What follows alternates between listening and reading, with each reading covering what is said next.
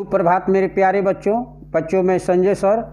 बच्चों आज मैं आपके कक्षा 8 से पाठ 14 मैं मजदूर पढ़ाने जा रहा हूँ। बच्चों यह पाठ आत्म कथात्मक शैली में रचित है।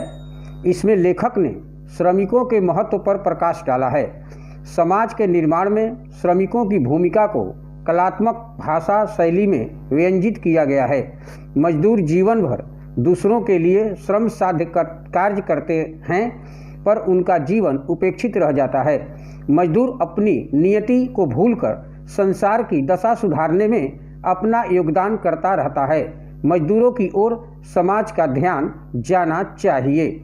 तो बच्चों इस पाठ को आप लोग 2-3 बार अच्छे ढंग से पढ़ लीजिएगा ताकि आपको सारी चीज़ें समझ में आ जाए। मैं केवल इस पाठ का सारांश बतला देता हूँ क्योंकि वीडियो काफ़ी लंबा हो जाएगा। पाठ का सारांश है, यूँ तो यह पाठ आत्म कथात्मक शैली में रचा गया है। इस पाठ के माध्यम से लेखक ने मजदूरों की दयनीय दशा की ओर हमारा ध्यान आकृष्ट कराना चाहता है। इसमें मजदूर अपने बारे में बताता है। मजदूरों ने जंगली मनुष्य को सभ्यता के शिखर तक पहुंचाया है। उसकी बाजुओं पर जमाना टिका है। उसी ने निर्माण किया है। उसने नदियों के बहाव रोके हैं, तालाब बनाए हैं, बढ़ते समुद्र के जल को सुखाया है, दलदली जमीन को ठोस बनाया है तथा हरी भरी फसलों को लहराया है।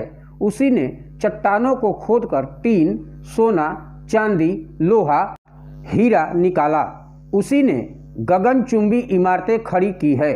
उसी ने खेतों में सोने जैसी फसलें उगाई, पर ये फसलें उसके लिए नहीं थी। मजदूर टाट फूस की झोपड़ियों में रहता है।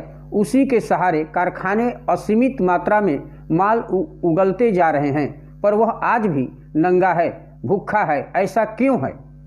आइए बच्चों अब मैं प्रश्न और अभ्यास की ओर चलता हूँ। सबसे पहले है मौखिक प्रश्न। निम्नलिखित प्रश्नों के उत्तर संक्षेप में दीजिए। प्रश्न संख्या 1 है, यह पाठ किस शैली में रचित है? उत्तर है, यह पाठ आत्मकथात्मक शैली में रचित है। प्रश्न संख्या 2 है, इस पाठ में कौन किसके बारे में बता रहा है? उत्तर है, इस पाठ में मजदूर अपने बारे में बता रहा है। प्रश्न संख्या 3 है, मजदूर के जीवन की विडंबना क्या है?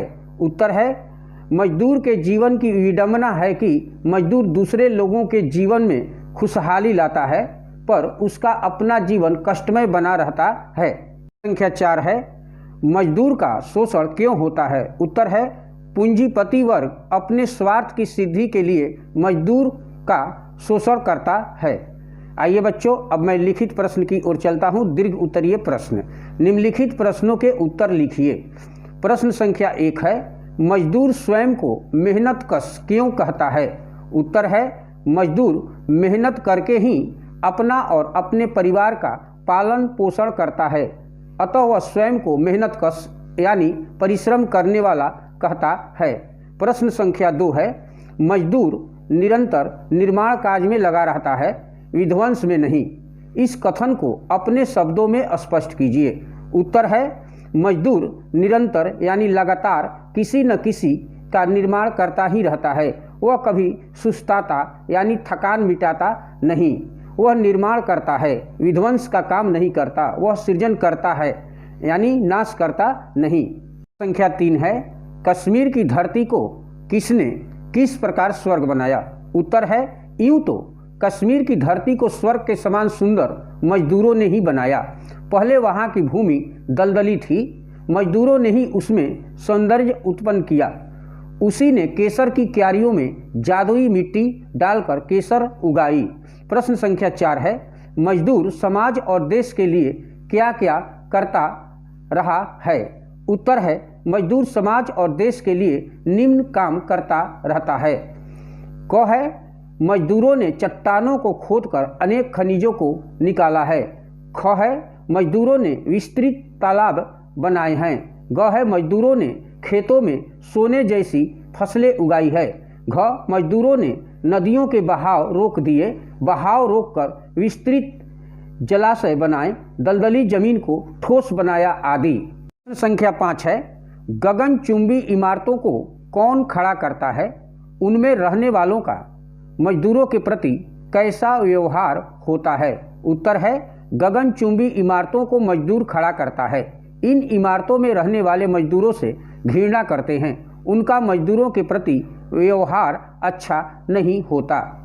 प्रश्न संख्या 6 है, जब मजदूर कारखानों में काम करते हुए अपाहिज हो जाता है तब उसकी जिम्मेदारी अपने ऊपर कौन लेता है?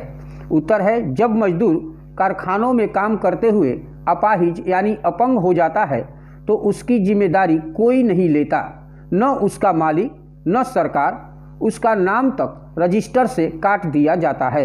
प्रश्न संख्या 7 है, प्रगति की अंधी दौड़ में मजदूरों की दशा कैसी होती चली जा रही है? उत्तर है प्रगति की अंधी दौड़ में मजदूर की दशा दयनीय है। उसके पास न तो रहने के लिए मकान है न पहनने के कपड़े हैं। वह कुछ भी प्रगति नहीं कर पाया है। वह अभी भी जमीन पर रेंग रहा है। 8 है, मजदूरों की वर्तमान दशा कैसी है? अपने शब्दों में लिखिए। उत्तर, यूँ तो मजदूरों की वर्तमान दशा दयनीय है। उसके पास न तो रहने के लिए मकान है न पहनने को पूरे कपड़े और न खाने के लिए दोनों समय का भोजन। आइए बच्चों, आशय स्पष्ट करो की ओर मैं चलता हूँ। आशय स्पष्ट करो। पहला है, मेरी बाजुओं पर जमाना टीका है, मेरे कंधों पर भूमंडल का भार है। आशय है, मजदूरों की भुजाओं की शक्ति के सहारे पर ही जमाने के सारे काम संपन्न होते हैं। पूरे भूमंडल का भार मजदूरों के कंधों पर ही है। दूसरा है, जमीन की छाती चीर चीर कर मैंने चमकता कठोर हीरा निकाला, पर उसकी चमक के नीचे मेरी काली अंधियारी जिंदगी है। आशय है, मजदूर जमीन को खोद खोद कर उसमें से हीरे जैसा बहुमूल्य पदार्थ निकालता है, पर इससे उसे कोई फायदा नहीं होता। उसकी अपनी जिंदगी अंधेरी बनी रहती है, उसमें कहीं से कोई चमक नहीं आ पाती। उधर संसद की ऊंची इमारत में शोषण के विरुद्ध कानून बनते रहें और इधर हमारी दुनिया शोषण का शिकार बनती रही। आशय है, संसद हमारे लिए कानून बनाती है कि इनका शोषण बंद किया जाए, पर हुआ इससे उल्टा। सारी दुनिया उसका और शोषण करने में लग गई। आइए बच्चों, उच्च स्तरीय बौद्धिक प्रश्न की ओर ध्यान देते हैं।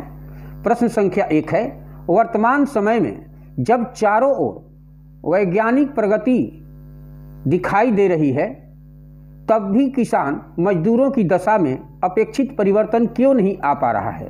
उत्तर है, वैज्ञानिक प्रगति का लाभ पूंजीपति वर्ग उठा रहा है।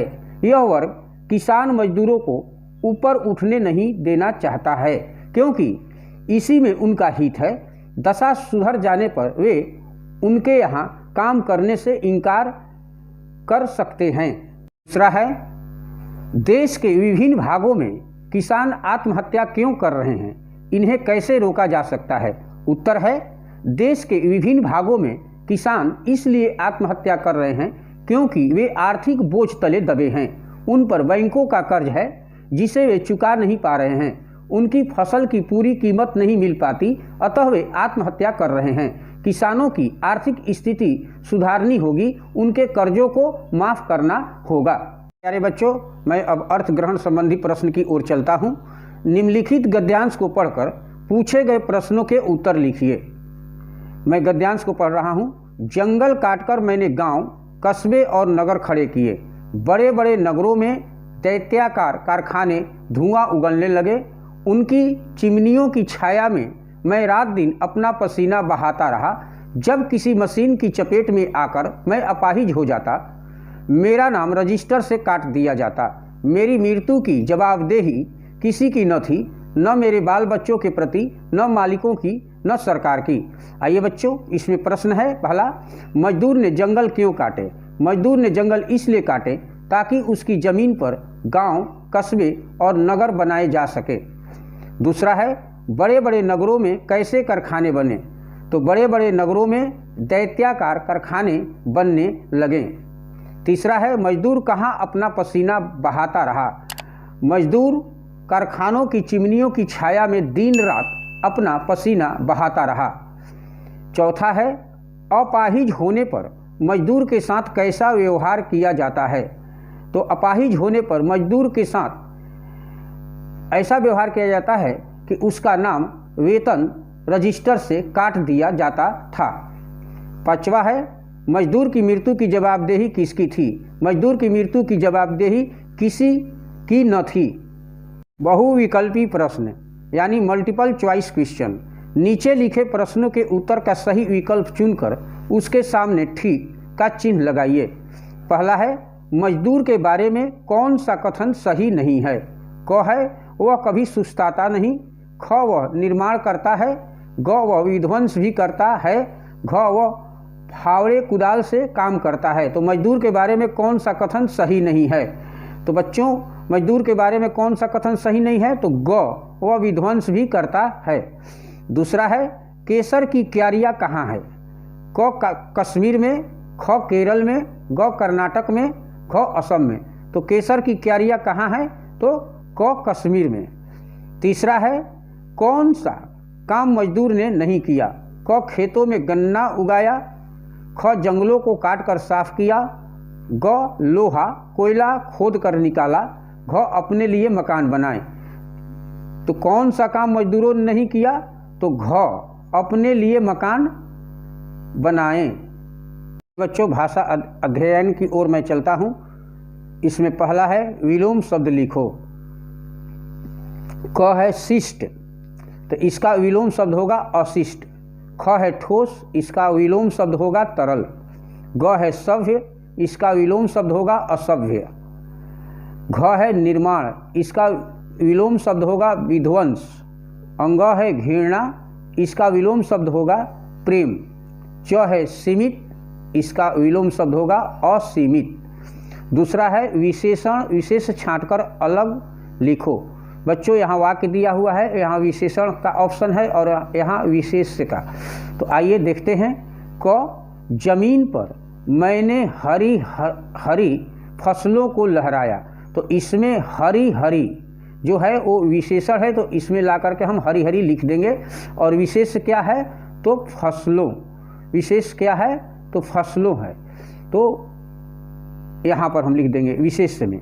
ख है मैंने चमकता कठोर हीरा निकाला। इन वाक्यों में चमकता कठोर ये जो है विशेषण है और हीरा जो है जिसकी विशेषता बतलाई जा रही है यहाँ विशेष में लिख देंगे। ग है दैत्याकार कारखाने धुआं उगलने लगे। तो दैत्याकार क्या है? विशेषण है और कारखाने विशेष है। घ मैंने गोरी दुनिया का पेट भरा। इसमें गोरी क्या है?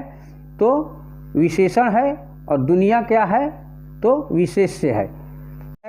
नीचे कुछ शब्द दिए गए हैं, उन्हें उचित शीर्षक के नीचे लिखो। जैसे मैं, मनुष्य, जंगल, केसर, बहाया, कुटिया, में, कांटा, जादुई, गगनचुंबी, वे, कौन, मालिक, स्वर्णिम, बनाई, के लिए।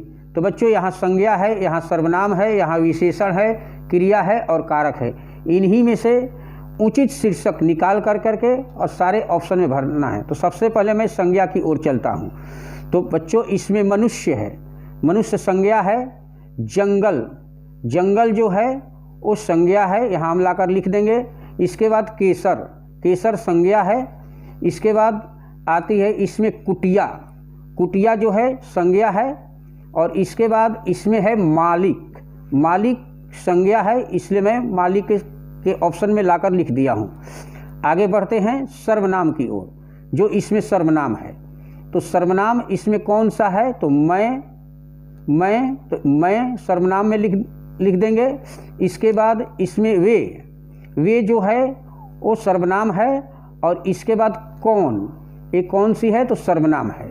विशेषण, विशेषण में जादुई, जादुई, जादुई विशेषण है। इसके बाद गगनचुंबी विशेषण मिलाकर रख देंगे।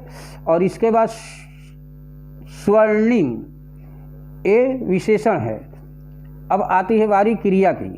तो इसमें क्रिया कौन सा है? तो बहाया, तो इसमें हम लिख देंगे बहाया। इसके बाद में इसमें कांटा ये क्रिया है। और इसके बाद बनाई ये क्रिया है। अब इसमें कौन सा बच गया? तो बच गया में और के लिए, तो एक कारक का चिन्ह है। तो मैं को हम कारक में लिख देंगे, मैं और के लिए। छठा है उदाहरण के अनुसार वाक्य बदलिए। उदाहरण दिया हुआ है बच्चों, मैंने गगनचुंबी इमारतें खड़ी की, तो मेरे द्वारा गगनचुंबी इमारतें खड़ी की गई। वाच्य परिवर्तन करना है। क है मैं तेल पेट्रोल निकालता हूँ, तो इसका होगा मेरे द्वारा तेल पेट्रोल निकाला जाता है। ख है मैं रात दिन काम करता रहा, तो मेरे द्वारा रात दिन काम किया जाता रहा। तो मेरे प्यारे बच्चों, इस तरह से आप लोग का ये पाठ समाप्त हुआ। बच्चों, इस पाठ में जितने भी शब्दार्थ यानी वर्ड मीनिंग दिए हुए हैं उसे अपनी कार्य पुस्तिका पर अच्छे ढंग से लिख लीजिएगा और उसे याद करते रहिएगा, और जितने भी प्रश्न और अभ्यास हैं उसे आप अपनी कार्य पुस्तिका पर लिख करके और उसे याद करते रहिएगा। तो बच्चों, मैं संजय सर, थैंक यू।